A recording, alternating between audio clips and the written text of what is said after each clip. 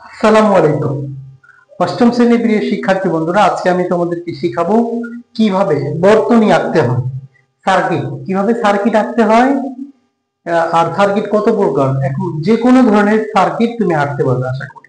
ওকে, তো আমরা জানি কি সার্কিট বা বর্তনী মূলত কত প্রকার? দুই প্রকার।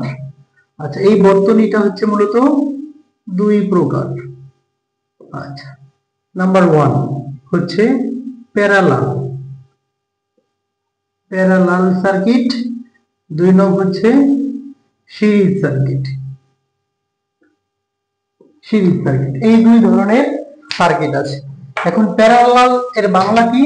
এর বাংলা হচ্ছে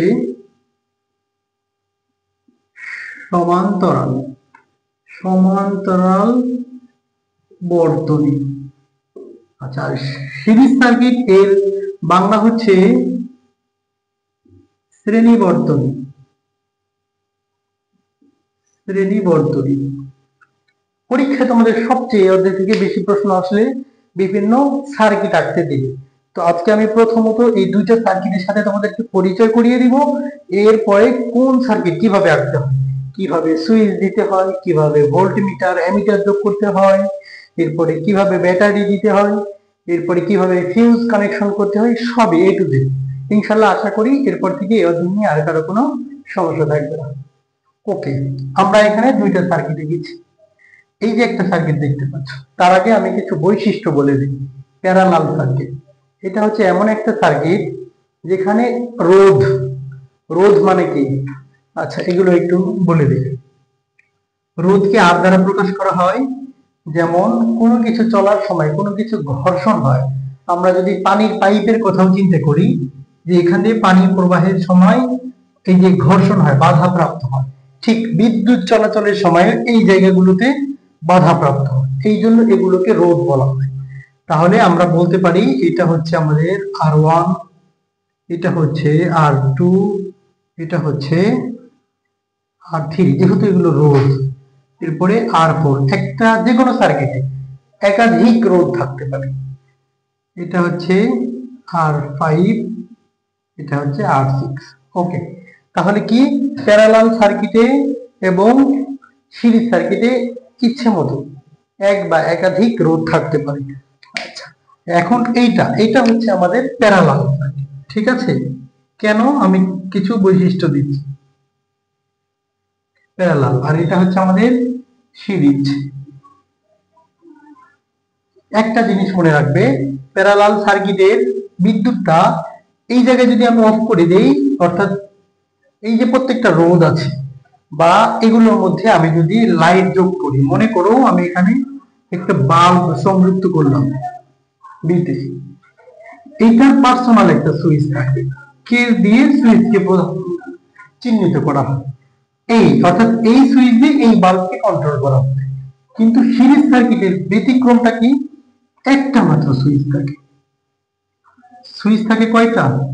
মাত্র একটা, অর্থাৎ একটা দিয়ে এখানে মনে করো তোমার বাল্ব আছে, এখানে মনে করো টেলিভিশন আছে, এখানে মনে করো তোমার ফ্যান আছে। এই একটা সুইচ দিয়ে সম্পূর্ণটাকে নিয়ন্ত্রণ করা হয়। এখন মনে করো প্যারালাল সার্কিটে এখানে আগুন লাগে, আগুন লেগে সর্বোচ্চ কি হবে? এইটুকু পুড়ে যাবে, বাকি সব কিছুর কার্যক্রম 100% ওকে থাকবে। কিন্তু সিরিজ সার্কিটে কি হবে? এখানে যদি একটু সমস্যা হয়, পুরো এলাকাটা, পুরো এরিয়াটাই হচ্ছে বিদ্যুৎ নিরবিচ্ছিন্ন থাকবে, অর্থাৎ বিদ্যুৎ সংযোগ বিভ্রাট থাকবে। আচ্ছা, আর এখানে এখানে যদি আগুন লাগে এইটুকুই পুড়বে বা এই লাইনটা পড়তে পারে, বাকি সবগুলো ঠিক থাকবে। তাহলে আমরা অনেকগুলো বৈশিষ্ট্য শিখে ফেলবো। এটা একটা মাত্র সুইচ দিয়ে নির্ধারণ করা যায় না, এটা প্রত্যেকটার জন্য আলাদা আলাদা লাগে। আর এই সিরিজ সার্কিটে হচ্ছে কি একটা সুইচ দিয়ে নিয়ন্ত্রণ করা যায়। এটা ক্ষতিগ্রস্ত হলে আংশিক ক্ষতিগ্রস্ত হয়, আর এটা ক্ষতিগ্রস্ত হলে সম্পূর্ণটা ক্ষতিগ্রস্ত হয়। আর এইটা মূলত কোথায় ব্যবহার করা হয়? বাসা বাড়িতে, তাই না? নিচতলার ফ্ল্যাটে লাইট অফ করলে কি পাঁচতলা অফ হয়? হয় না। তার মানে বাসা বাড়িতে প্যারালাল। আর এটা হচ্ছে কি বড় বড় কোম্পানি, হ্যাঁ, গার্মেন্টস, অর্থাৎ এক সুইচে একটা গার্মেন্টসে মনে করো 500টা সুইচ আছে, হ্যাঁ, বা ফ্যান লাইট সবকিছু মিলে এখন 500টাকে লোক অফ করা সম্ভব? সম্ভব, কিন্তু কষ্ট।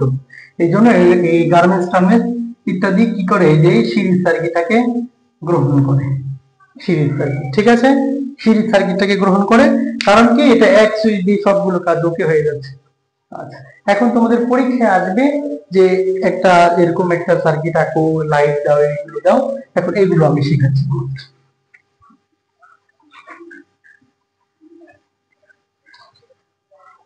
মনে করো, আচ্ছা আমি বলি আর লিখি, ঠিক আছে।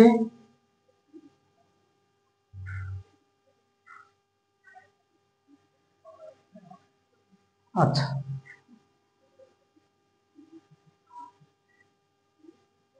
এই যে চিহ্নটা, এটাকে ব্যাটারি, ব্যাটারিকে ই দিয়ে প্রকাশ করা হয়।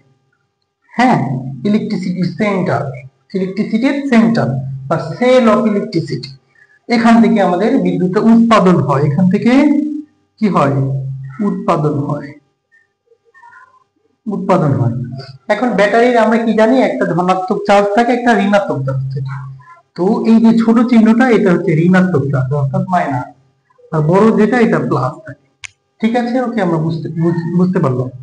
আচ্ছা, এখন সুইচ, তোমাকে যদি বলে যে তিনটি সুইচ দিয়ে একটি সার্কিট আঁকো, তুমি শুধু ফার্স্ট ব্র্যাকেট দিয়ে কে দিবে, কে অর্থাৎ কি, মানে চাবি, চাবি বা সুইচ, ঠিক আছে, দিতে পারো। এখন তোমাকে যদি বলা হয় যে একটা ফিউজ দাও, আচ্ছা ফিউজটা কোন কাজে লাগে, কোন একটা জায়গায় দুর্ঘটনা হলে ফিউজ হচ্ছে মূলত টিন দিয়ে একটা ধাতু টাইপের সরু একটা চিকন তার, অর্থাৎ কোনো বাড়িতে বা কোথাও আগুন লাগলে ওইটা গলে যায় অটোমেটিক, হ্যাঁ, গলে গিয়ে কি করে, মানে বিদ্যুৎ বিচ্ছিন্ন করে দেয়, ফিউজের কাজ হচ্ছে। এখন ফিউজ যদি আমাদের রাখতে বলে, মনে করি এখানে একটা ফিউজ রাখতো, আমরা একটা আয়তক্ষেত্রের মতো করে রাখবো, একে হচ্ছে এইরকম একটা করে তার দিয়ে দিই, ঠিক আছে, এটা হচ্ছে আমাদের ফিউজ। আচ্ছা, এখন কোনো একটা জায়গায় আমাদের একটা বাল্ব দিতে যদি বলে, ঠিক আছে, এই যে বিতে বাল্ব। আচ্ছা, আর অ্যামিটার, অ্যামিটার দিতে বলে এটা, আর অ্যামিটার হচ্ছে কি একটা ইলেকট্রিক্যাল যন্ত্র, অর্থাৎ এই যে এইটা কতটুকু কিভাবে বিদ্যুৎ পরিবহন হচ্ছে, প্রবাহ হচ্ছে, এগুলোর পরিমাপ করে, অর্থাৎ এতে অ্যামিটার। আচ্ছা, আর ভোল্ট যদি আঁকতে বলে, এটার ক্ষেত্রে সহজে অ্যামিটার এই লাইনগুলোতে বসতে পারে, কিন্তু ভোল্ট যদি আঁকতে বলে, ভোল্ট সবসময় এই মাঝ বরাবর ভোল্টেজ নির্ণয় করে, ঠিক আছে। আচ্ছা, এর আগে তাহলে বর্তনীটা কি, এগুলো হচ্ছে বর্তনী, এই সবগুলো বর্তনী। বর্তনী কি, মানুষ চলাচলের জন্য যেরকম রাস্তাঘাট দরকার, ঠিক বিদ্যুৎ চলাচলের যে রাস্তা বা প্রবাহ, এটাকেই বর্তনী বলা হয়। তো এভাবে আমরা আঁকতে পারবো। এবং আমাদের যদি বলে একটি প্যারালাল সার্কিট আঁকো, তাহলে প্যারালাল সার্কিটে বিভিন্ন দিকে কারেন্ট যাবে, বিভিন্ন দিকে কারেন্ট আমরা দিতে পারি, ঠিক আছে, আর ভোল্টেজটা এই বরাবরই থাকবে। আচ্ছা, তো বাল্ব, লাইট, ফ্যান সবকিছু দিতে পারবা। আর যদি প্যারালাল সার্কিট বলে, তাহলে এই বাল্বটাকে মেনটেন করার জন্য আমরা আলাদা আলাদা দিব। মনে করো এখানে একটা ফ্যান দিতে বললো, হ্যাঁ, ফ্যান, এই ফ্যানকে কন্ট্রোল করার জন্য আমরা এখানে একটা সুইচ দিব, তো আলাদা আলাদা ভাবে যেন কন্ট্রোল করতে পারি। ধারাবাহিকভাবে গণিত, বিজ্ঞান যে ক্রিটিক্যাল অধ্যায়গুলো আছে বা টপিকস গুলো আছে, আমি চেষ্টা করব সেগুলো নিয়ে ভিডিও বানানোর জন্য। এছাড়াও তোমাদের যার যে অধ্যায়টা দরকার আমাদেরকে বলবে, আমরা ইনশাআল্লাহ চেষ্টা করব। সকলকে আজকে এই পর্যন্তই, প্রথম উদ্বোধনী ক্লাসে সকলকে স্বাগতম। আসসালামু আলাইকুম ওয়া রাহমাতুল্লাহ, সবাই ভালো থাকবেন।